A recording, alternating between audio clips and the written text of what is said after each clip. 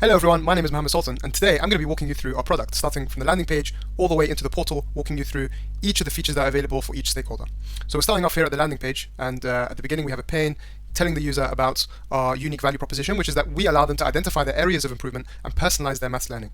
So essentially it's identifying the individual knowledge gaps using the adaptive assessment and developing a personalized learning plan that target those knowledge gaps for each student. And they're prompted to use the product that they like, and we have the people that are kind of supporting us along the way of developing the product here. And then we explain to the user roughly how it works, split up into measuring their performance, and then being able to receive detailed insights about their performance across learning outcomes, and then receiving recommendations that optimize their revision such that they can maximize learning gains. And then we've got testimonials here from one of the students, Samuel in this case. So I've always done badly at maths, but I couldn't really tell why. The way Edicat breaks it down for me has done wonders for the effectiveness of my revision. So through learning about the insights and using the recommendations, Samuel has managed to do much better at prioritizing the right learning outcomes that he needs to study in order for him to improve his performance. And then here we've outlined the features that students can use. So the personalized learning paths, those are the detailed recommendations. Learning resources, so we provide them with videos and practice questions that they could do broken down by learning outcome. The question walkthrough feature, so this is a byproduct of the fact that our adaptive assessment breaks questions down, as you'll see later, into the sub-questions that need to be answered in order for them to answer the overall question. And by doing this, it's on the one hand diagnosing exactly where the student went wrong in order for it to give effective recommendations, but also allowing the student to understand exactly how they would go about answering a question like that, and giving them a wealth of insight as to the steps that are required to answer a question. Then we've got the data-driven tuition feature. This is our goals for monetizing the platform. Is with the wealth of information and the recommendations students are given, they may want to request a tutor through our portal that is able to digest that information and deliver highly effective tuition. Misconception detection, so through the adaptivity of the assessment and asking more detailed questions, it's able to identify the student's misconception, and an improvement tracker where the student can keep track of how they've been doing across learning outcomes over time. They can see what's happening to their predicted grade over time, the topic performance, and the learning outcome performance. So yeah, this is where a user can subscribe to our mailing list or join onto one of our social media icons. Okay, so this is really positioned towards a student, but let's say a teacher is interested in enrolling onto our platform. We have a slightly different page for that. So understand each of your students' unique learning needs. So our platform provides you with detailed reports of your students' performance, thus allowing you to provide them with the individualized support they need to excel academically. So here the value proposition to the teacher is that the student is getting individualized learning, and the teacher gets that wealth of insight in order for the teacher to further personalize the classroom and pivot it to the whole student's needs, as well as being able to understand each of the students individually, despite the teacher not typically having enough time to be able to talk to each student and understand their performance. A lot of the rest of it is going to be the same, explaining how the product works and testimonials. The features are going to be slightly different. The teacher gets classroom analytics, so getting kind of aggregated data on how the class overall is doing across topic, across learning outcome, what are the class's strengths and weaknesses, and this is really useful for the teacher to then decide how are we going to deliver the rest of the curriculum that maximizes benefit to my students individually. Misconception detection, of course, as a feature. We've got automated homework marking, because our platform, by breaking questions down, is able to understand exactly where the student went wrong, and that enables partial marking.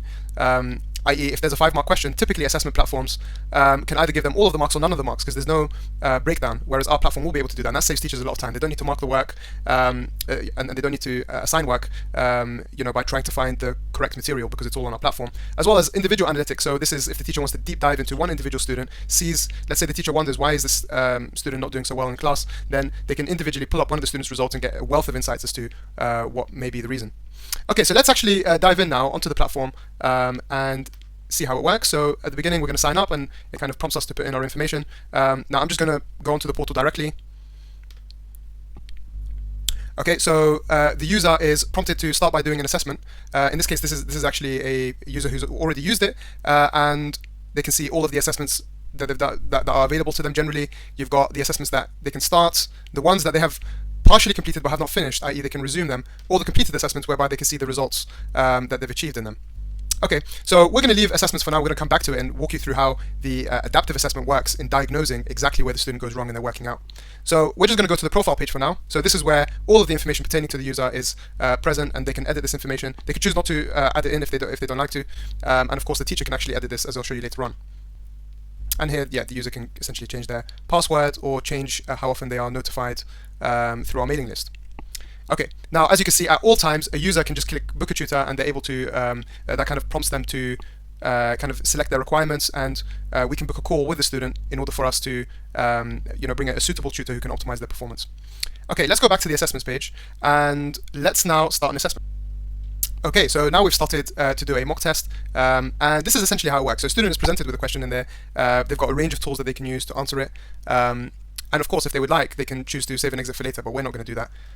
They're presented with a question here. So there are 9 counters in the bag, 7 of the counters are green, 2 of the counters are blue. Ria takes at random 2 counters from the bag. Work out the probability that Ria takes 1 counter of each color. Okay, so essentially what we'd need to do here is we'd need to work out the chances of picking a green counter to begin with, which is 7 over 9, and then multiply that by picking a blue counter. Now after we've picked 1 green counter, there are 8 counters left in the bag, 2 of which are going to be blue, and so what we need to do is 7 over 9 multiplied by 2 over 8, and then there are 2 permutations here, 2 ways of getting 1 of each counter. You can either pick a green one then a blue one, or you can pick a blue one then a green one. So what we then need to do is multiply the probability by 2. So okay, let's say a student entered the correct answer in this case. Okay, so the student can enter their answer. They can also enter a comment. So in this case, they've explained their answer. This is more so for the teacher rather than for the platform. The platform takes another approach to understanding where the student goes, wrong with their working out. Now in this case, the student obviously has the correct answer, so they're told that they need to move on to the next question. And what happens in the back end is that essentially for each of these, each of the substeps that are required in order to answer this question, these are all linked to knowledge concepts. And because a student has answered this question correctly, this indicates that they have understood all of the knowledge concepts that are required to answer this question, and therefore now they're going to be asked questions on different knowledge concepts. But let's say a student answered it incorrectly. So let's see what would happen there. Okay, so let's say a student says, I don't know. So what would happen is that the student is first told that they answered the question incorrectly in this case, and they're prompted to essentially go through the question almost as similar to how a teacher would. So after the question is incorrect, teacher might say, okay, let's kind of break that down and see what went wrong. So the first thing the student is prompted to do, by the way, the student can always toggle the stem if they need it to answer any kind of sub-questions. So what are the chances that Ria selects just 1 green counter? Okay, so this is the first step we're going to take. So we've got 7 of the counters are green out of 9. So let's say in this case the student answers correctly 7 out of 9, so there are 7 green counters out of a total of 9. All right, that's fine. So given that the student has answered this correctly, this tells the platform really that this knowledge concept has been acquired. This is not the knowledge concept that was responsible for not being able to answer the question. Okay, so the student is then prompted to answer the second sub question, which is what are the chances that Ria then selects a blue counter? Okay, so let's see in this case what does the student actually answer here. Okay, so we see that the student has written 2 over 9, which we know actually is not correct because the student has already picked out a counter, which was the green counter in the first example. So there are actually only 8 counters left. But the student has put 2 over 9 and explained there are 2 blue counters out of a total of 9. So if we submit that, we see that this was incorrect. And at each of the sub-steps, the student is given an explanation for as to firstly what is the correct answer and where they went wrong. Okay, this is only for sub-questions. For the main question, they're prompted to essentially told that the question will be broken down for them to identify what went wrong. Right, so they're not given an answer straight away because we need to figure out where the student went wrong and they're working out. So we can tell here that the student has at least one missing knowledge concept, which is what happens when you take counters out of a bag without replacement. So that's something that the student needs to work on. Okay, but then they're prompted with the next sub question, which is what is the overall probability of selecting a green then a blue counter? So in this case, the student actually answers this correctly as well. So 14 out of 72, and they understand the idea of kind of probability. If we have 2 sequences of events and they are essentially independent of each other, then you multiply the probabilities to find the overall probability of both events happening. Okay, so that knowledge concept has also been acquired. And then the student is prompted with the last part. Notice, by the way, how each of the parts have been given the number of marks that they would be awarded if they were answered correctly in an exam situation. And this is how the partial marking system actually works, which gives us much more precise estimate of student performance than having a 4-mark question that was either you get 0 marks or all marks without much nuance. Okay, so for this part, if we consider there are 2 ways of getting a counter of each color, what are the overall chances of picking a counter of each color? All right, and in this case, the student answers the question correctly as well, and they say that there are 2 possible options. So you multiply that by the probability that we achieved in the previous part, and yeah, as I said, the student is always able to see, view previous parts and explanations. Okay, and so we know that now the student has gotten 3 marks out of 4, and the student is able to move on to the next question. Okay, now this gives you a good picture of how the assessment is firstly diagnosing misconceptions, and it probably gives you a good idea as to how we are able to provide those insights as well as recommendations that are individualized to each student. So now let's look at the insights page. Okay, so this is where the insights page is. All right. Okay, so firstly, the student is able to see overall progress, so they're able to get an estimate of their predicted grade, how that's changed from the last week, the streaks, how many continuous days they've been using the product for, so this is a way of motivating them to use it, the number of questions they've answered this week and last week, so as well as their topic performance, the questions that they've completed across category, as well as an improvement tracker that they can see how they performed across topic, across different periods of time. So this is really useful for the user to then be able to customize their revision. And then you have performance on learning outcomes, which would then give the user information on each of the topics broken down even further. Okay, so now the students has an insight into essentially their strengths and weaknesses. So what recommendations can they get out of that? Okay, so let's navigate to the recommendations panel. Okay, so here are the recommendations. So firstly, they're telling the user that actually by ranking them across the other users that are on the platform, that actually the student is in the top 36%. So that's really great. Okay, it then tells them what their top strengths are. So these are their strengths, these are the areas of improvement. Student might decide to use this information and decide, okay, well, this is what I probably need to revise before my exam. They're also provided with a personalized study plan. So this is a step-by-step, essentially, plan by learning outcome, broken down into a learning outcome in terms of what they should prioritize. And we've linked practice questions and videos that they can watch for each of them. So in this case, the first priority is manipulating expressions by collecting like terms. Okay, so that's the collecting like terms topic. This is the surds topic. This is the vectors topic, and this is the algebraic manipulation topic. Each of these are linked to their own resources. And so here, this is where we can come in and add value as well, is we offer the user a list of tutors that based on their personalized profile, which tutors would be optimal for improving their performance. And they're able to book a tutor through the platform. Okay, and so here the user can actually see which tutors they've already enrolled with. In this case, the student has 3 tutors, and they're able to invite another tutor as well, so that they can get access to their, their personalized recommendations as well as their performance to personalize education to that student. Okay, so I hope that gives you a good idea of how students are experiencing the platform. So now let's shift onto what teachers might see. Okay, so starting with the teacher sign-up page, the teachers prompted to enter their information. As you can see here, the teachers actually asked about their school email address and the name of their school, because we need to go in and we need to verify that they are actually affiliated with that school before they start sending out invites and getting access to student information. This is a way of us keeping student information safe. Okay, so let's actually go into the teacher portal. Okay, so the teacher is first greeted by a dashboard. This is if the teacher already has students enrolled. So the teacher is greeted by a dashboard of the questions the class has completed, the performance across topics of their classroom, the overall progress, the assignments. As you'll see, the teacher is able to actually assign these adaptive assessments, and an overview of the strengths and weaknesses within that class. So now the teacher can decide what lesson plans they want to make for the students, what homework, what tasks they should assign to help them with the class weaknesses. The teacher might decide to pull up a question that was assigned recently that the students didn't perform particularly well in and go through it in class.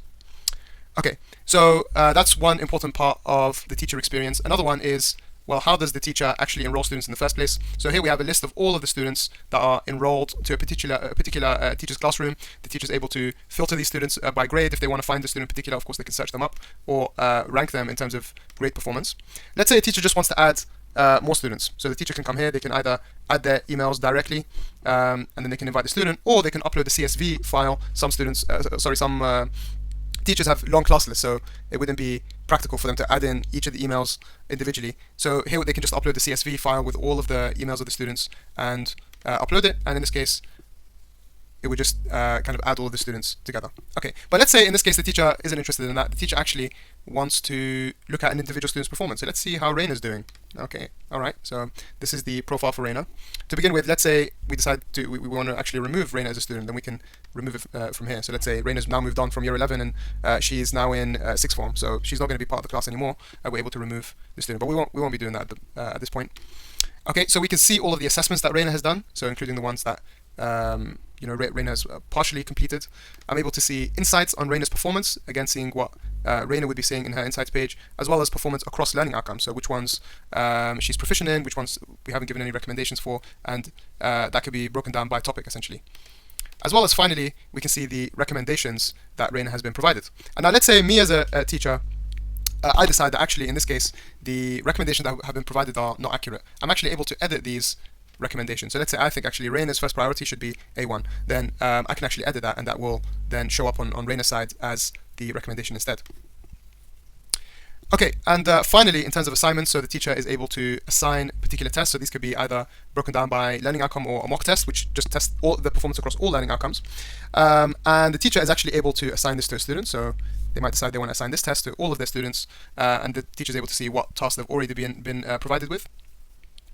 Okay, but let's actually go back, and let's say we just wanted to see the results of a previous test that has been assigned. So here we can see we've assigned this test to 23 students. 5 out of 23 of them have completed it. Let's actually see the results for them. Okay, so here we get a breakdown. So the class got 69%. That's not bad. So that tells us that the class is doing pretty good on S1. Of course, in this case, they're only statistics questions, and we get an indication here. This tells us yeah, essentially what each of these symbols mean. And I'm able to go through each of the answers that was provided in the test. I'm able to see which students were answering correctly, which ones didn't. I could do this for each question, and actually I can actually get more detailed information about how each of the students answered. So Arlene, very well done to you. Arlene was able to answer it all correctly. Reina, unfortunately, she got 2 out of 3 in this question. And the teacher can then see the breakdown, see the students' comments, get a good idea of where they went wrong. And that, again, adds to the wealth of information that the teacher is able to make use of to personalize learning in the classroom. Okay, the teacher can also see the assignments that have been given to each of the students, and who still has tasks to be completed. Okay, so I hope you've enjoyed this demo of our platform, and I hope it gives you a good idea as to how this is actually going to be useful to users, including both students and teachers.